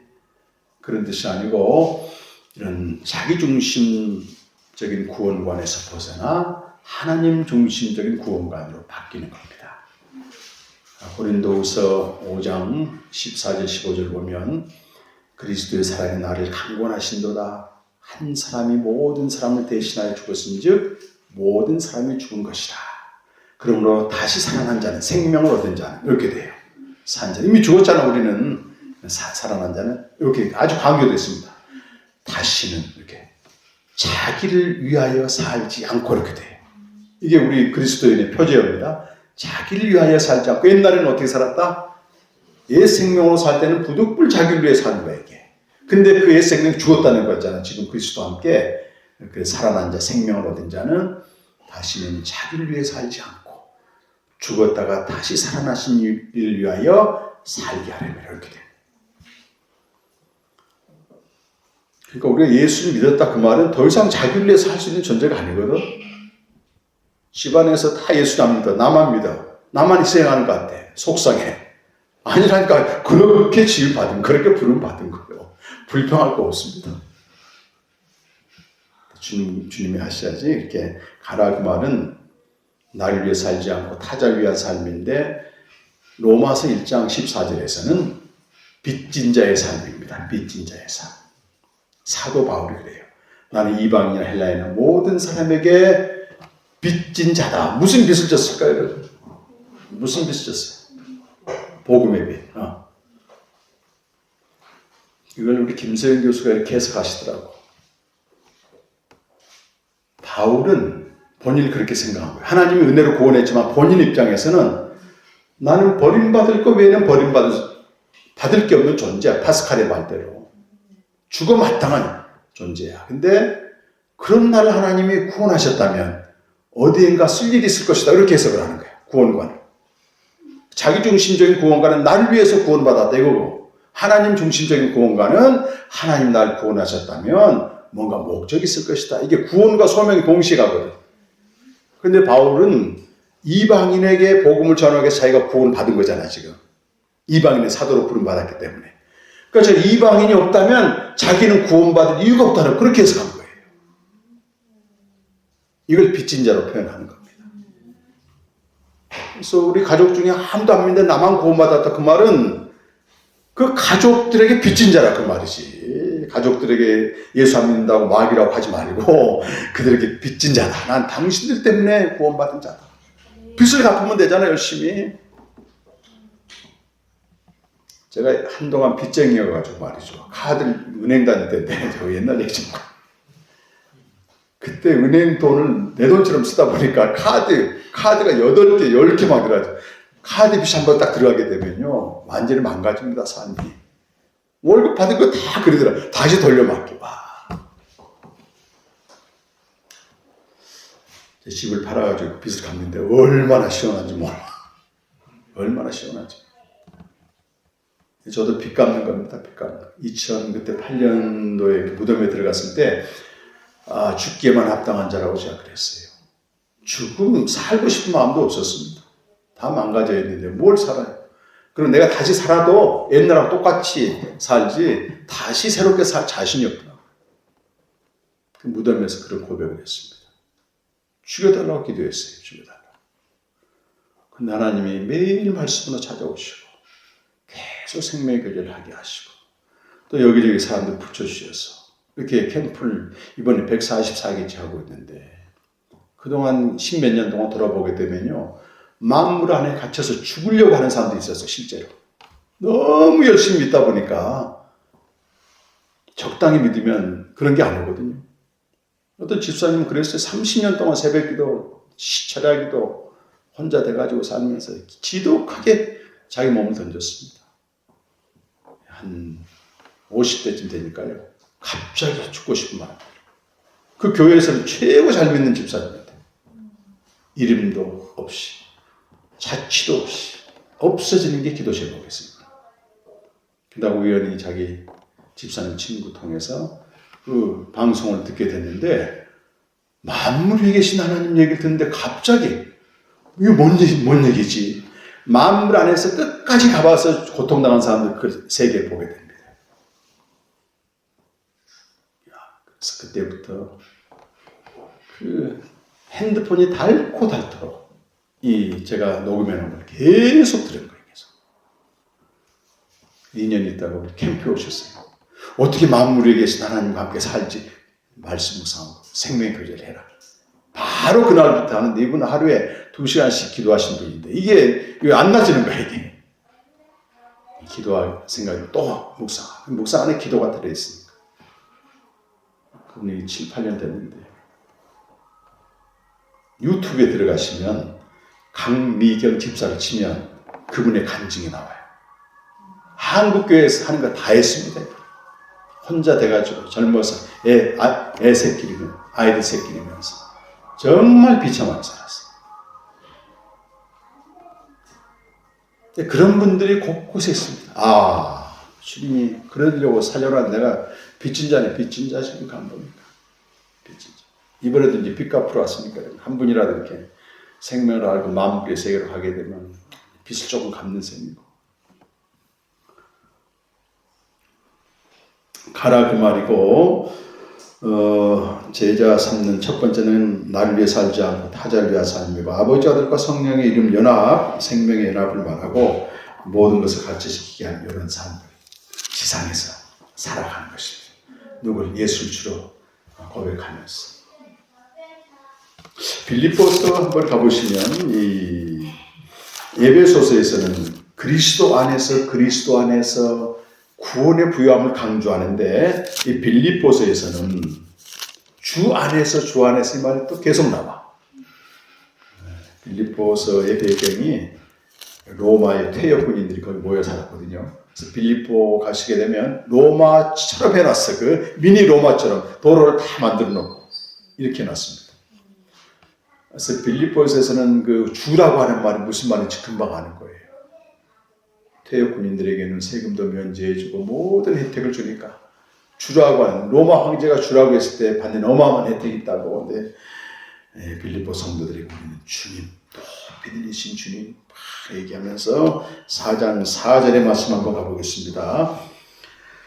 주 안에서 항상 기뻐하라. 내가 다시 말하노니 기뻐하라. 이거는 이 기쁨은요 언컨디셔널 조건을 초월한 주 안에 있을 때만 가능한 항상 기뻐한다. 만물 안에 있게 되면 내가 원하는 게 이루어질 때만 기뻐합니다, 여러분. 이렇게 기도, 이 신앙의 점검, 이 리트머스, 이거는 기쁨이라고 봐요, 기쁨. 그래서 내가 주 안에서 누리는 기쁨의 지속성이 사라지면, 병원 가야 됩니다. 우리가 어떤 몸의 컨디션 이상 있게 되면 병원 가서 엑스레이도 찍고 또 좀 더 심하게 되면 또 MRI도 찍고 해서 찾아내잖아요, 원인을. 우리 기쁨이 없어지게 되면 질병이야, 질병. 그럼 이제 말씀 앞에 가야지. 말씀 앞에 가서 복음 앞에 가서 이게 원인이 뭔지 찾아내야지. 주 안에서 항상 기뻐하라. 내가 다시 말하노니 기뻐하라. 하고 5절에 보면 너희 관용, 이게 관용이란 말은 온화하다 이런 뜻도 있습니다. 이런 뜻입니다. 너희 관용을 모든 사람에게 알게 하라. 이렇게 모든 사람, 믿는 자든 믿지 않든 모든 사람에게 관용을 베풀라는 것입니다. 왜? 주께서 가까우시다는 겁니다. 주께서 가까우시다. 그래서 주님 앞에 섰을 때 제일 후회하는 게 관용을 베풀지 않는 거라고 하는 거예요. 친절하고 따뜻하고. 네. 그 4절이 될 때만 5절이 가능합니다. 주 안에 항상 기쁨이 있을 때만 다른 사람에게 관용을 베푸는 거예요. 기쁨과 관용은 분리되지 않습니다. 그 6절, 7절 보면 이 세상 염려가 나와요. 아무것도 염려하지 마. 다만 모든 일에 기도와 간구로 너희 구할 것을 감사함으로 하나님께 아뢰라. 그리하면 모든 지각에 뛰어난 하나님의 평강이 그리스도 예수 안에서 너희 마음과 생각을 지키시리라. 그래서 어떤 주석가는 주 안에서 항상 누리는 기쁨의 반대말은 슬픔이 아니고 염려다 이렇게 말해요. 염려가 이 세상 염려가 들어오게 되면 기쁨이 싹 사라집니다. 그러면 염려를 해결해야만이 기쁨이 지속될 거 아니겠어요? 어떻게 해결하라는 거예요? 너가 해결하지 말고 기도와 간구로 하나님께 맡기라는 거예요. 염려는 내가 해결하는 대상이 아닙니다. 이걸. 그렇게 되면 하나님이 7절에 응답이 뭐예요? 모든 이성에 지각에 뛰어난 하나님의 평강이 그리스도 예수 안에서 너희 마음과 생각을 다 지키 염려가 따라 다시 생각과 마음을 지켜주신다. 여기 지각이라는 말이 나오는데 지각은 이성을 말하거든요. 지각에 뛰어난. 그러니까 염려는 왜 생깁니까, 여러분? 네. 어떤 상황이 왔을 때 내 이성, 내 지각의 한계로 반응하는 게 염려입니다. 아이들이 염려하는 게 부모에게는 전혀 염려가 안 되는 게 있어요. 뭐가 다르죠? 지각의 한계가 다릅니다. 하나님과 우리의 지각은 얼마나 다른 거예요.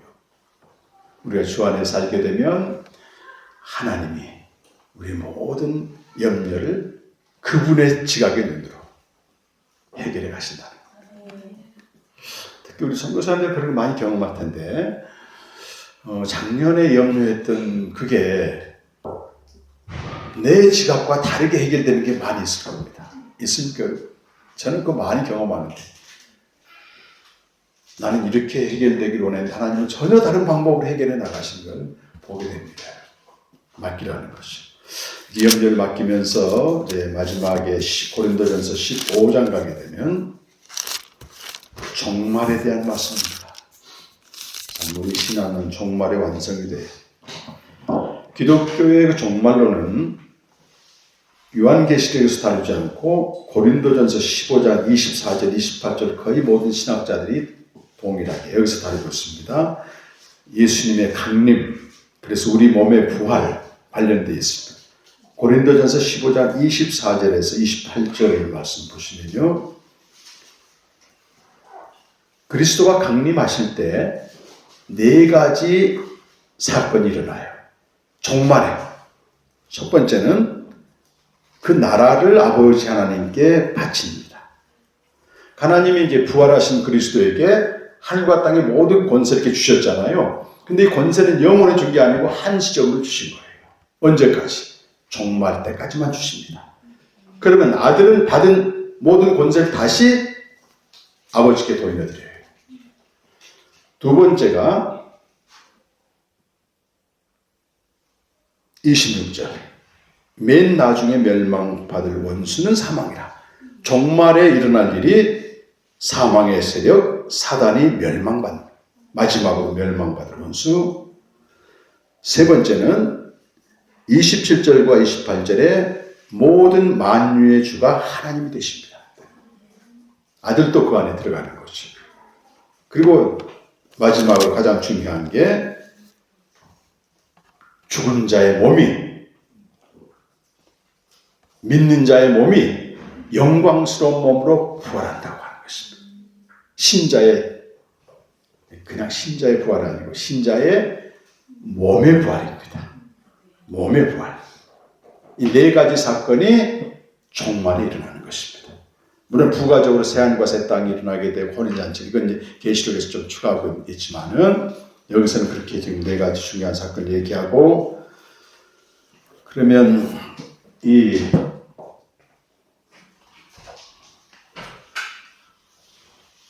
그림으로 좀 그려보면, 자, 예수님이 높이 들리신 주가 되시잖아요, 지금.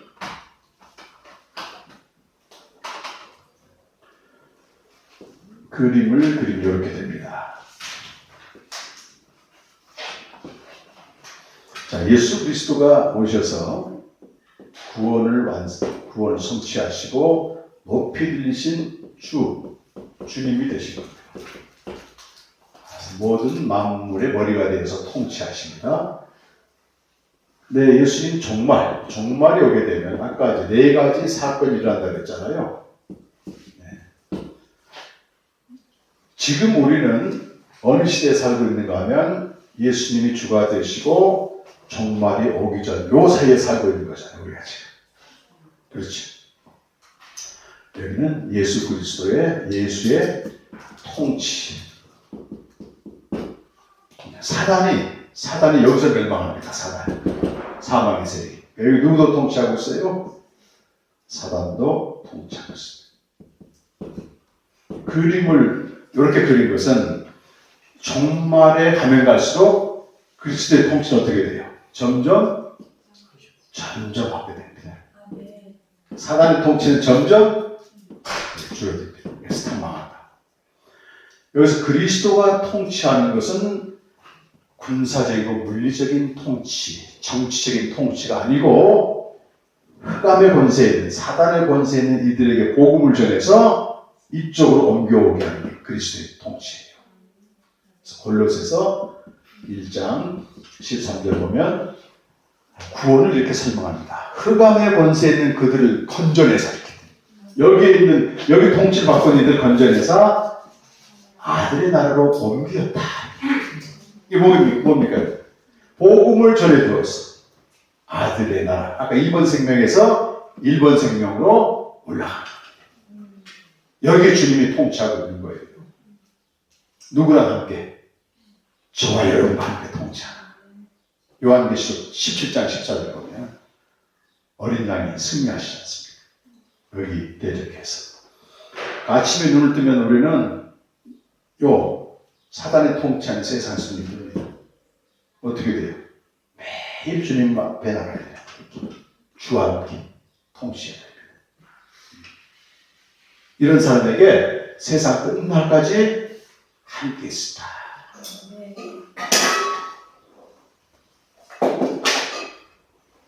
이미와 아직이라는 것은, 이미 하나님 나라는, 이미 그리스도는 승리하셨습니다. 완성은 아직, 이때가 돼야 완성. 이미와 아직 사이에 있는 고리라.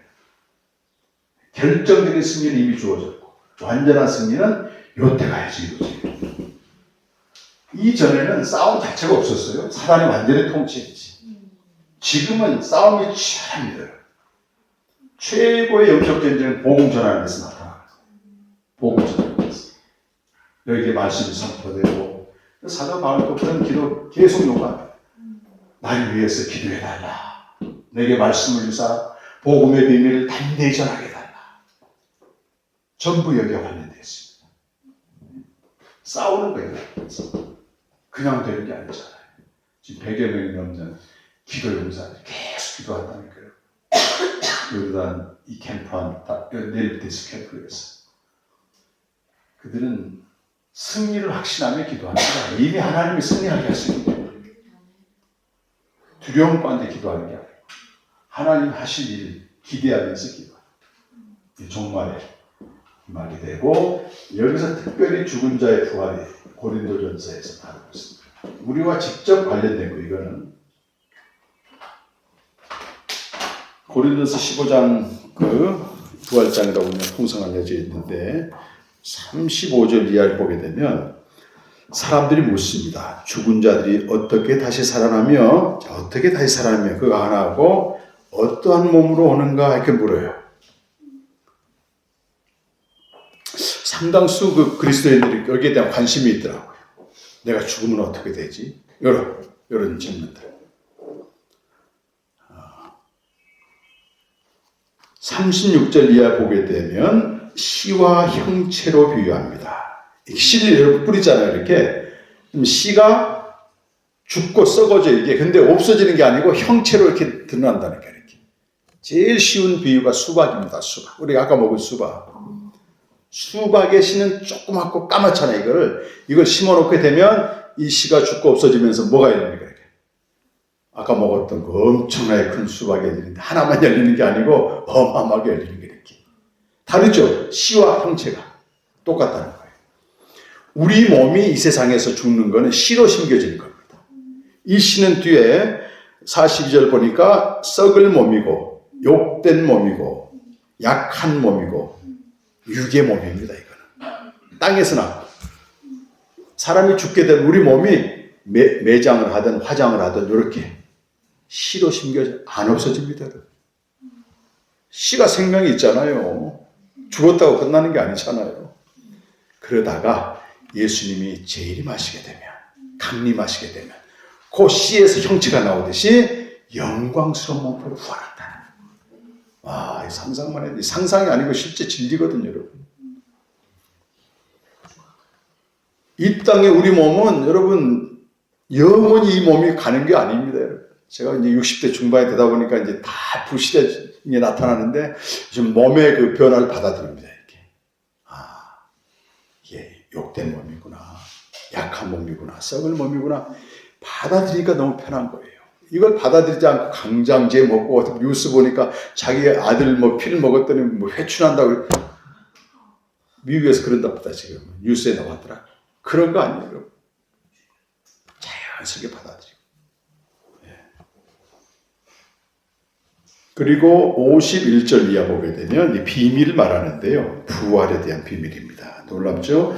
보라 내가 너에게 비밀을 말하노니 우리가 다 잠잘 것이 아니요 마지막 나팔 예수님 강림할 때 부는 나팔이죠.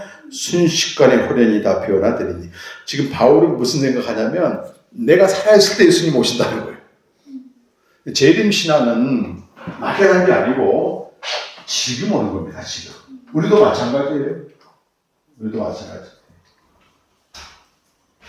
그래서 His second coming, His second coming. 그의 두 번째 재림은 그의 재림은 His second 다시 오신다는 거잖아요. Coming is always 항상 near 임박. 신학적으로 표현되는데 어느 자도 오신다고. 또 바울도 지금 오신다고 하는 그 임박성을 믿었습니다. 그래서 예수님이 지금 재림하시게 되면 내 몸이 어떻게 된다?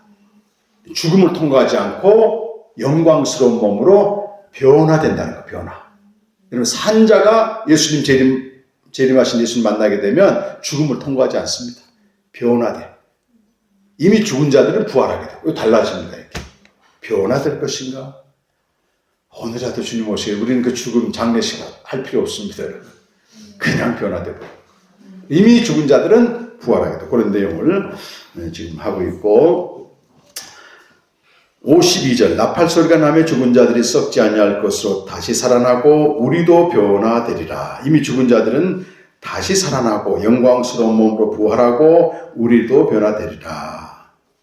그리고 이제 54절 말씀 보면 이 썩을 것이 썩지 아니함을 입고 이 죽을 것이 죽지 아니함을 입을 때에는 사망을 삼키고 이기리라고 기록된 말씀이 이루어진다. 즉 우리 몸이 부활해 예수님이 재림하셔. 그러면 사망이 삼킨다고 하는 그 말씀이 성취가 돼. 아까 15장 26절 보면 맨 나중에 멸망받을 원수가 사단이 멸망한다는 겁니다. 사망이 멸망한다는 거. 자, 그런데 그 뒤에 55절 이하를 보게 되면 바울이 사망을 꾸짖는 엄청난 말씀입니다.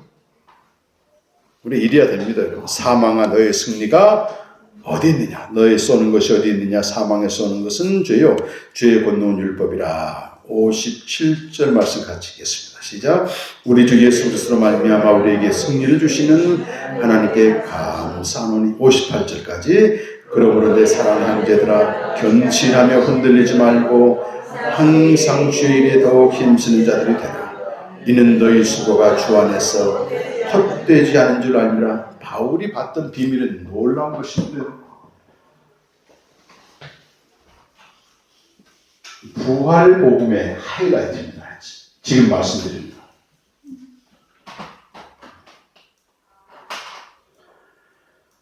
이렇게 인간의 기독교 시간과는 창조에서 정말 이렇게 직선 시간관이 있습니다. 이건 이제 만물 안의 시간이고 크로노스 시간이라고 말해요.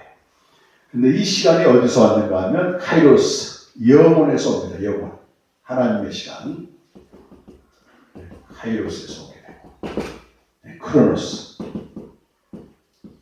그래서 우리는 이 한 점을 살고 있는 겁니다. 과거, 현재, 미래.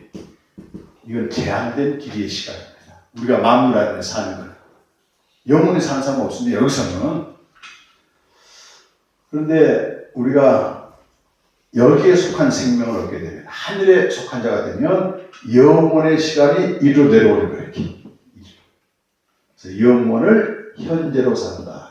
영원한 현재, 이터널 라우. 우리가 영생을 사는 것은 이터널 라우로 사는 겁니다. 여기 계신 하나님과 함께 살기 때문에. 그럼 여기서 위에서 보게 되면 인간의 직선 시간과는 창조와 종말이 하나로 보여요. 하나로. 우리 지금 여기 살고 있지만 여기 위에서 보니까 종말이 있으니까 어떻게 돼요? 지금 보입니다. 그래서 종말을 현재로 산다. 종말을 현재로 산다. 바울이 여기서 지금 보는 거예요. 분명히 예수님 재림할 때 사람이 멸망하는데 사망의 세력이 멸망한다. 저 위에서 보니까 이미 멸망한다는 겁니다. 승리를 주실 것이다. 현재 영혼 승리를 주시는 하나님께 감사하는 이렇게 선포합니다. 이 눈이 열려져야 돼요, 여러분. 비밀이야, 이게 비밀. 영으로. 비행기 타고 가야 되면 이 두 공간이 하나로 보이잖아요, 이렇게. 비행기 타보시면. 그런 셈입니다. 우리 위에 높은 빌딩에서 보게 되면 여기서 이 두 개가 동시에 보여요, 이렇게. 그래서 여기 시간 배열이 앞뒤로 상관없이 이루어집니다. 요한계시록 특히 보게 되면. 인간의 시간에서는 천사 타락이 먼저고 동정녀 탄생이 나중인데 요한계시록 보게 되면 동정녀 탄생이 먼저야. 그리고 천사 타락은 뒤야. 종말을 지금 보게 되면 이게 아무 문제가 안 돼요. 그래서 이사야서 46장 10절에서는 하나님 이렇게 말씀하세요. 내가 태초에 종말이 이미 고했다. 하나님의 시간입니다. 이것이. 바울이 이 종말의 그 멸망을 사단도 봤지만 뭘 봤냐? 또 하나 중요한 걸 봤는데 58절 본 겁니다. 이때 가보니까 모든 게 헛되고 이거는 뭐 전도서 1장 2절에 나오는 거하고 똑같습니다. 맥락이. 공허로 끝나요. 공허로 끝납니다. 그래서 쇼펜하고 그 얘기했다는 거예요. 의지를 발동하지 말라는 거예요. 끝에 가면 전부 공허다. 공허. 이미 공허를 봐버렸었어요. 그런데 전도서 1장 2절을 뒤집는 말씀이 고린도서 15장 58절이에요. 뭐라고 되어 있습니까? 결코 헛되지 않은 일이 있다는 거예요. 이 말씀 전할 때마다 참 가슴이 뛰는 데마다 이렇게 말해요. 그러므로 내 사랑하는 형제들아 견고하며 흔들리지 말고 항상이란 말, 항상 주의 일에 더욱 힘쓰는 자들이 되라. 이는 너희 수고가 주 안에서 뭐다? 헛되지 않다. 너무 강조하고 있습니다. 모든 인생 이 세상을 떠날 때는 다 똑같은 얘기하고 갑니다, 여러분. 헛되다. 헛되지 않도록 의미를 만들어내는 거예요, 여러분. 의미 자체가 헛된데도 그나마 의미를 만들어내야만이 살 수 있기 때문에 의미를 만들어내는 겁니다. 네, 진리는 그렇게 말해요. 결코 헛되지 않는 일이 있다. 주의 일이 뭡니까, 여러분? 주의 일이. 이틀 동안 다 얘기했는데 고린도전서 9장 1절 가보시면 주 안에서 행한 나의 일이 너희가 아니냐? 영혼입니다. 영혼 구원입니다. 복음 전해서 생명 얻게 하고 또 고린도전서 16장 10절에 보면 디모데에게 이렇게 말해요. 그도 나와 같이 주의 일에 힘쓰는 자라.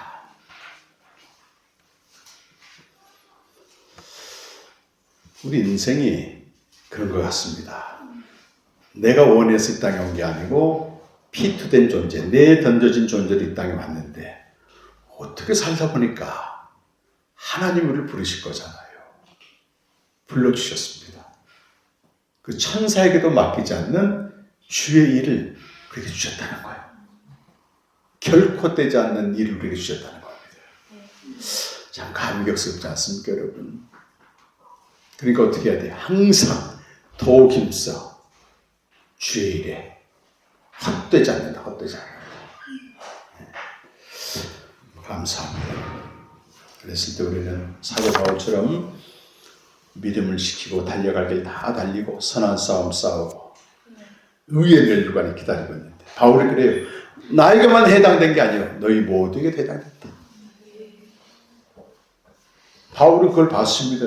빌립보 3장 가게 되면 내가 달려갈 길 다 달린다. 뒤에 것을 잊어버리고 그때 위에서 부르신 부름의 상을.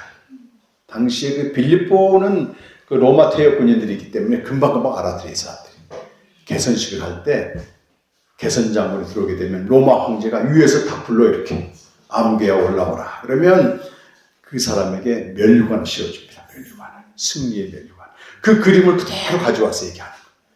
그래서 우리가 달려갈 길 다 달리고 주의 힘쓰게 되면 탁 꼬린 지점에 도착하게 되면 저는 아까 그 우리 사모가 스테반 얘기할 때 너무 눈물이 나더라고. 야, 주님은 나도 서서 영접할까 이런 생각이 번뜩 들어. 어떤 사람은 서서 영접하고 어떤 사람은 앉아서 영접하고. 한국에 그런 우스갯소리가 있어요. 다른 사람들 다 서서 영접하는데 목사가 오니까 가만 앉아서 영접한대요. 그러니까 옆에서 물어봤어. 아니 왜 저렇게 평생 수고한 목사가 왔는데 딴 사람들은 다 이렇게 서서 영접하는데 예수님도 앉으세요. 아, 저놈 내 자리 뺏을까 봐서 이렇게 하면서 하도 하나님 노릇해가지고 내 자리 뺏을까 봐서 앉아서 영접했다고. 아, 정말 그 바울은 그걸 봤잖아요. 근데 그 멸류관이 사랑하는 내 사랑하는 멸류관이요. 그게 성도들입니다. 성도. 헛되지 않는 수고에 불러주신 하나님께 감사하며 날마다 영생을 치열하게 싸우면서 우리 모두가 의의 멸류관을 받는 함께 올라가라. 여러분 이름 부르실 겁니다. 아마. 그렇게 달려가십시다. 네, 한번 우리 기도하겠습니다. 예수 그리스도는 죽은 자 가운데 부활하셔서 하늘에 있는 것들과 땅에 있는 것들과 땅 안에 있는 모든 것들이 그 앞에 무릎을 꿇는 주님이 되셨습니다. 마라나타, 다시 오실 주님이 지금 여기 계십니다. 우리에게 천사에게도 맡기지 않는 주의 일을 맡기셨습니다. 그리고 세상 끝날까지 함께 하시라고 말씀합니다. 이 시간 눈을 열어서 종말을 현재로 바라보시기 바랍니다. 우리 몸은 쇠하고 낫고 늙어집니다. 그러나 이 몸이 죽는 것으로 끝나지 않고 영광스러운 몸으로 부활하는 시가 될 것입니다. 죽음을 거뜬히 통과합니다. 죽음과 동시에 그토록 보고 싶었던 주님과 대면 교제를 할 것이고 주의 강림하실 때 결코 떼지 않는 수고로 인해서 의의 멸류관을 주실 것입니다. 형제들아 경고하며 흔들리지 말며 더욱 힘써 주의 일 결코 떼지 않는 일에 수고를 다하라고 말씀합니다. 함께 끝까지 달려가기를 사모하면서 한번 기도하겠습니다.